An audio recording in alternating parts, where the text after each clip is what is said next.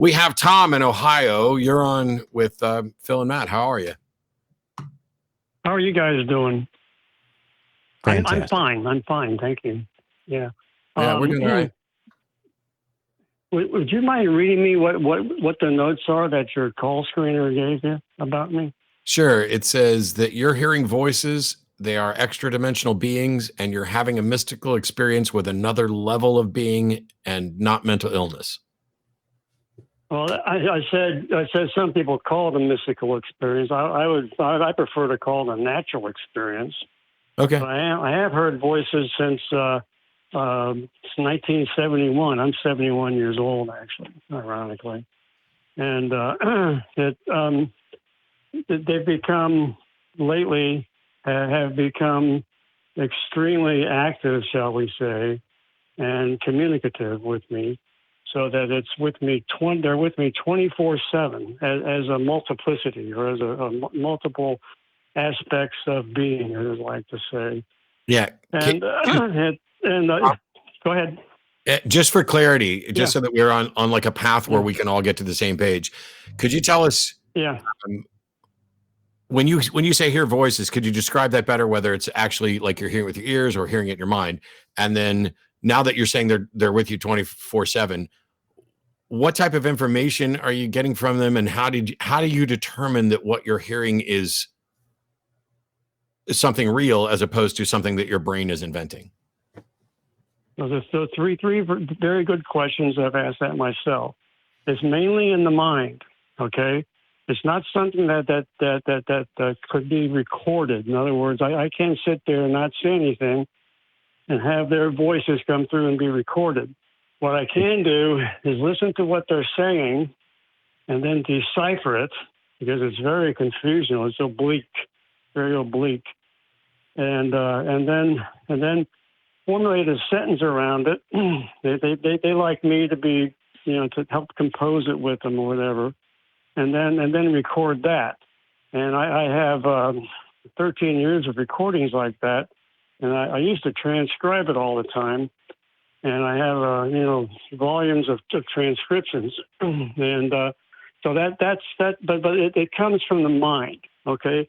Although they have displayed every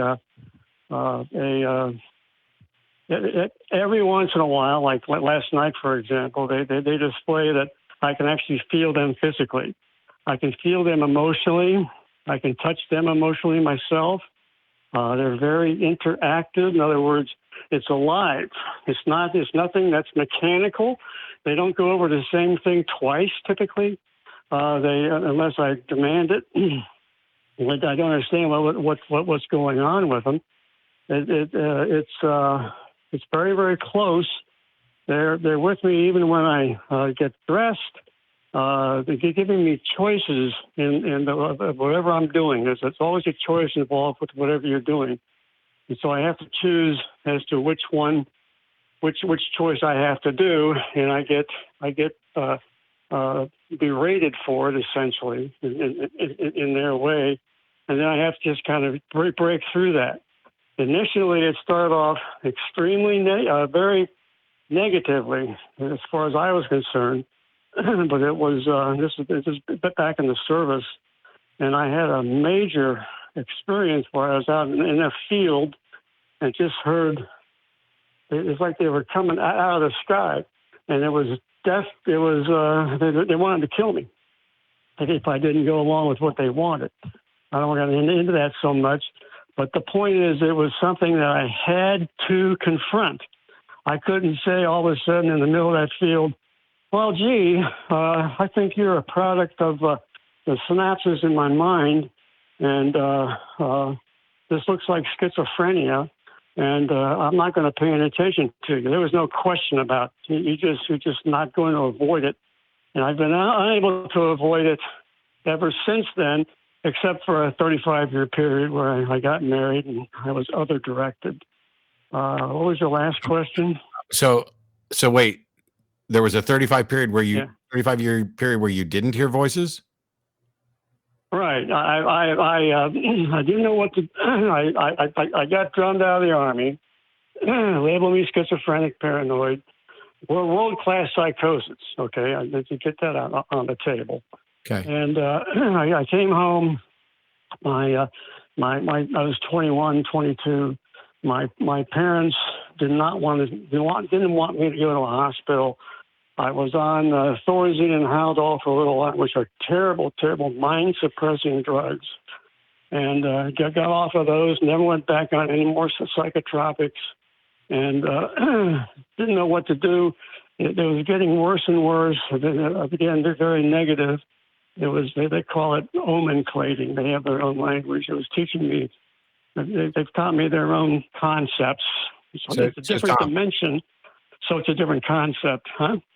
Tom, so go ahead. First of all, thanks for sharing this. Neither one of us, neither Phil nor myself, are in any way experts in this. So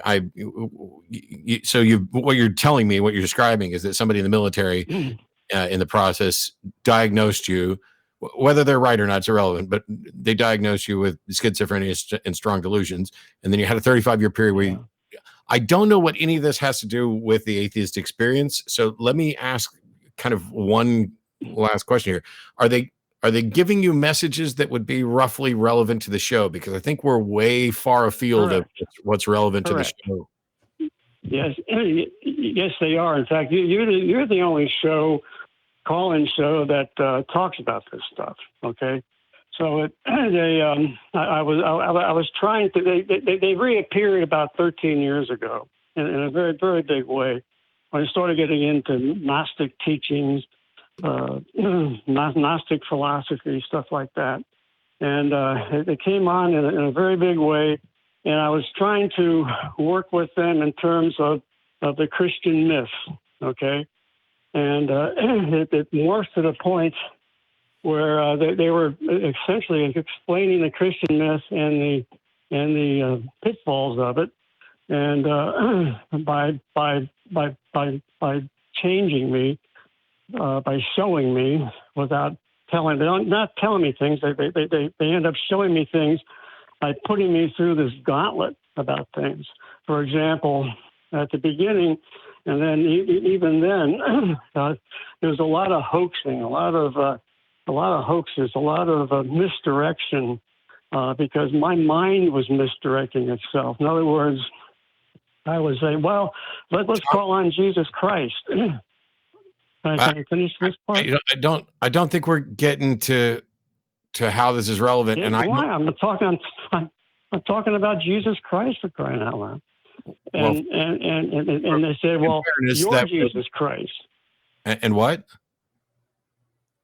They kept saying I was Jesus Christ, which is a crock of shit. Yeah. And so I had to omenclate or think my way out of that, which I did.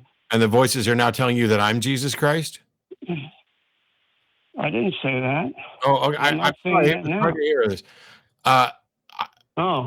Unless Phil's got a thought that I'm unaware of, I think we're actually just going to move on, Tom. Yes. Thanks for calling, Tom. This is outside the realm. Think you can, I think this is something you really can't handle. So I'm sorry. You're right. You're right. You might want to try, maybe put it together in an email where I can understand it better. But I appreciate your time, and sorry we couldn't be more, I don't know. It's helpful. Oh, what the heck.